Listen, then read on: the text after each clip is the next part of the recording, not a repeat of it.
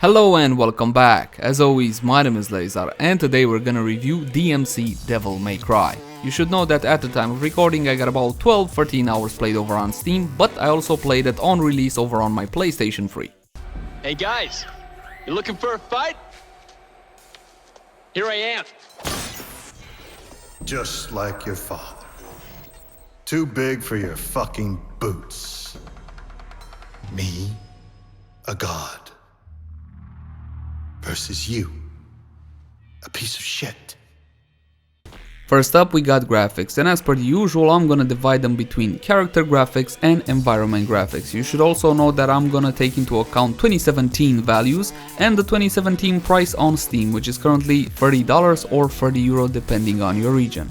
The environments overall look rather well. Normally in spectacle fighters, developers pay a whole lot more attention to the characters and the actual fighting and kind of forget about the environments. In DmC everything looks crisp and clear. Unfortunately the entire game is plagued by texture pop-in. I managed to notice textures popping in and out almost throughout the entire game. It's a small gripe I got, nothing too major, it shouldn't be too off-putting. Like I said, initially I played it on the PS3 and there it ran choppy and blocky and the texture pop-in were a whole lot more noticeable than on PC, which is a much smoother and clearer experience overall. So while I do like the environments and I believe them to be crafted decently well for a spectacle fighter, there is one particular stage which I have to mention. The disco stage. During this stage you're gonna get all sorts of bright, shiny neon colors which sparkle and flash like all hell, and it was cool for the first 2 minutes. Unfortunately it dragged on a little bit too long and gave me a bit of a headache. So to recap, the environments are done decently well for a spectacle fighter even by 2017 standards, with a small mention of the textures popping in and out and the disco level which can give you a bit of a headache. Now let's talk a bit about the character animation and character graphics in general. They used motion capture here, which is absolutely awesome, so you're not gonna have any problem with lip syncing, you're not gonna have any problem with characters looking off weird Andromeda style. So for the most part the characters themselves are done fairly well. I'm talking strictly objectively. If you wanna cry about Dante not having white long hair, that's totally fine, but objectively speaking the characters look well. The clothes though on them, not so much. They look kind of bit cardboardy, cementy for the most part, and the physics engine doesn't really do a good job when it comes to the actual clothes, but I do like the characters and their animations are absolutely top notch, especially of course the combat animations. Dante looks absolutely glorious, flailing around Rebellion, or the two-handed axe he gets from his father's side, or the two-handed scythe he gets from his mother's side. All in all, it's very important to get the combat animations right in a spectacle fighter if you don't want to break everything up, of course. And I'm happy to say that they did a good job. Thumbs up for Ninja Theory when it comes to the animations. Now I have seen better, okay, and I still like what Platinum Games does more, but I gotta say, the combat animations in DmC are top notch. But enough about this and that, let's get to the meat and bones of the story. In a spectacle fighter, the most important aspect will always be the gameplay, the actual combat. And I gotta say, in DmC Devil May Cry, as retarded as that title might sound, the combat is 100% satisfying. You start off with your iconic two-handed sword, Rebellion, which continues to be useful throughout the entire course of the game. You also get Ebony and Ivory, but unfortunately they kind of fade out. Sadly, Ebony and Ivory kind of get obsolete by the end of the game, which is a bit disappointing for me because I would have liked to use the dual pistols a bit more. Throughout the course of the game, you're gonna be able to unlock all sorts of upgrades for Ebony and Ivory, for Rebellion, but you're also gonna get a bunch of brand new weapons, angelic weapons, demonic weapons, and a couple of ranged weapons as well. Demonic weapons are extremely clunky and slow, but they really pack a punch, while angelic weapons are extremely fast but don't pack as big of a punch, ideally useful when dealing with large amounts of weak enemies. Each of these unique weapons come with their own unlockable moves and upgrades, which you should really purchase because here comes the best part to the combat. The weapons can be switched on the fly, meaning you can start off a combo move with Rebellion, for example, then continue it with a couple of AoE swipes of your angelic scythe and finish it off with a heavy attack from your giant axe. All in all, making for some really spectacular and satisfying combat.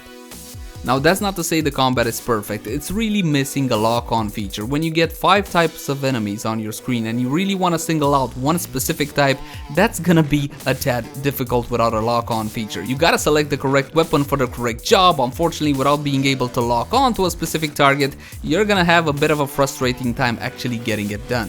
The other problem I found is the fact that Ebony and Ivory become obsolete by the end of the game. No matter how much you upgrade them, there's really no point in using them anymore, which is a bit of a crying shame considering they are Dante's iconic pistols. So all in all, as spectacle fighters go, I would call the combat good, even great, yet not perfect. It has a couple of areas it can still improve in. Now let's quickly glance over the story and the actual lore. The DmC franchise is not known for its impressive lore or its epic storytelling. The remake changes that. This has got to be the best storytelling, careful, not actual story, storytelling I have seen from the DmC franchise so far. This being a remake, however, they touched everybody's favorite Dante and everybody's favorite character, so the fanboys got their panties up in a bunch. Fortunately, most of these objections are only skin deep. Dante is very different from the badass we used to know, but apparently everybody seems to forget that this is not man Dante, this is puberty Dante, teenager Dante, Dante in training if you will, Dante with no memories. How does everybody miss that? I don't get it. But in any case, the storytelling is done extremely well, the best so far out of the series. Whether you like or not the actual story, that's a different matter altogether. Oh, but it doesn't stop with Dante, they also touched up on Virgil's personality. He no longer has any honor, which was a bit of a disappointment to me. He's more of a politician nowadays, sly and underhanded, a bit weird. They also introduced a brand new female character, Cat, which is extremely weak, frail, and becomes kind of a half-arsed romance interest for Dante. Well, like I said, Dante is at puberty and currently doesn't give a fuck about anything, but Cat makes him give a fuck about stuff. So there you go, there's the plot for the most part. Mundus makes a return as the main villain, and nowadays he's an investment banker that controls the entire world through debt, which I thought was a pretty nice twist. Dante and Virgil are no longer half demon, but instead they're Nephilim because Eva was not human, Eva was an angel. And you know what, I think I like it better like that. Alright, maybe I confused you there a little bit, let me run you through the plot a bit more correctly. Dante and Virgil are brothers, Nephilim brothers. Their mother was the angel Eva and their father was a traitor demon named Sparta who had a lot of power. He was respected as being a very strong demon and he was also one of Mundus's lieutenants. Dante has no recollection of his past, so in all honesty this is a discovery story if you will, an origin story. Dante sets off to rediscover his lost memories and to find his place in the world. As soon as the game starts, you will see Dante partying hard, living it up for the most part and having a bad attitude, a chip on his shoulder if you will. Soon after he meets Cat, which leads Dante to Virgil, which explains that Mundus is responsible for everything that is going wrong, not only in the present day but also in the past.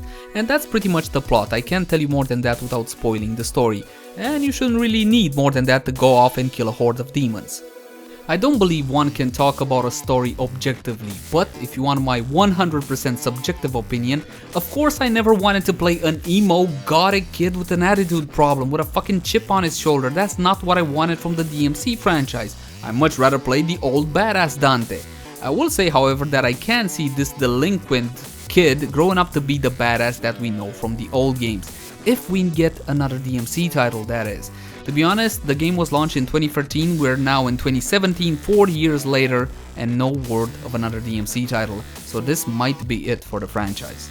In any case, for now we're moving on into sound and music. Music itself is a very subjective topic, what I may like you may not like, but I will say that the music in DmC is mostly industrial metal. I'm not the biggest fan on industrial metal, but I will say that the music sets up the scene quite nicely, never overpowers it, and always adds something to the experience. And in DmC they did a pretty good job of the music accompanying the action perfectly, setting up epic scenes, epic conclusions, etc, etc. As for the combat sounds themselves, they carry weight, impact and are always satisfying, but I'm gonna let you guys hear for yourself.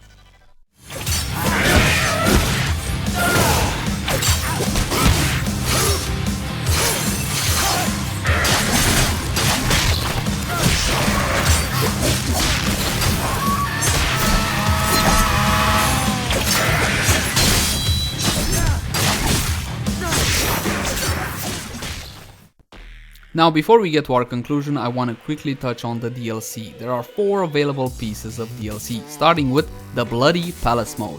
You might recognize this one. This used to be a free feature included with all DmC titles, as far as I can remember.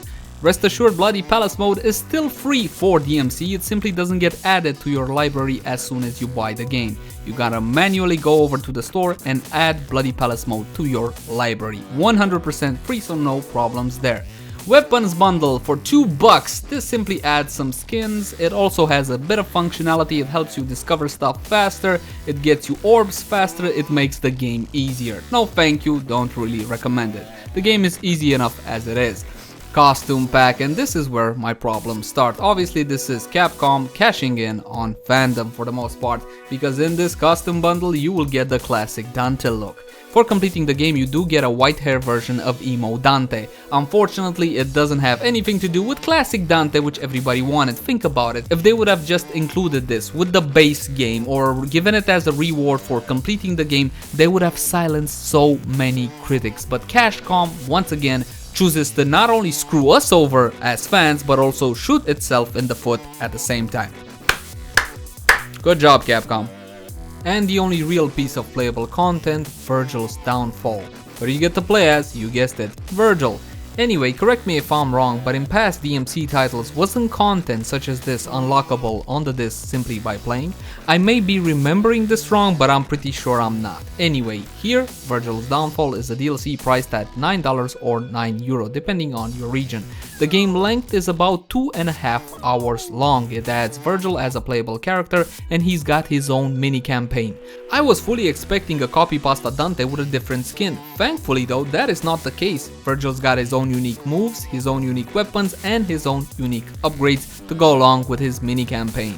So he looks, plays and feels very differently from Dante, and I was happy I got to play this campaign. I just feel that the DLC is a tad overpriced. The length is about 2.5 hours and for €9 that is a tiny bit steep for my blood. Perhaps pick this one up when it goes on sale. You should also know that the high-end cutscenes have been replaced with a more cartoony style. I didn't necessarily enjoy that, but I am happy I got to see the conclusion to Virgil's tale. I just wish that content such as this would have been included on the disc like in past DmC games. And finally we reach conclusion time, and I gotta be honest with you, as a DmC fan this hasn't been exactly easy on me. I would have preferred to play the old Dante as well, but that aside, looking at the game objectively, this is a rock solid spectacle fighter. Not a masterpiece, definitely not, but still a great game. The combat system itself is very good, though it does suffer from a couple of hiccups. The graphics held up nicely even by 2017 standards, the music is spot on and the story is not half bad either. I also believe that with a couple of smarter business decisions this game could have done a whole lot better. For example, they could have included a classic Dante costume in the base game. That would have pleased so many old school hardcore fans of the series. Instead, they took that costume and made it into a paid DLC, simply cashing in on fandom, which is nothing more than a slap in the face of your consumers. Please keep in mind, I am not comfortable recommending Capcom games simply because they got a sizable history when it comes to questionable business ethics. But there's also no doubt in my mind that this is a good game. I'm gonna thank you guys for watching, like, favorite, share and subscribe if you enjoyed the content, and I'll see you again next time. Bye bye everybody, bye bye.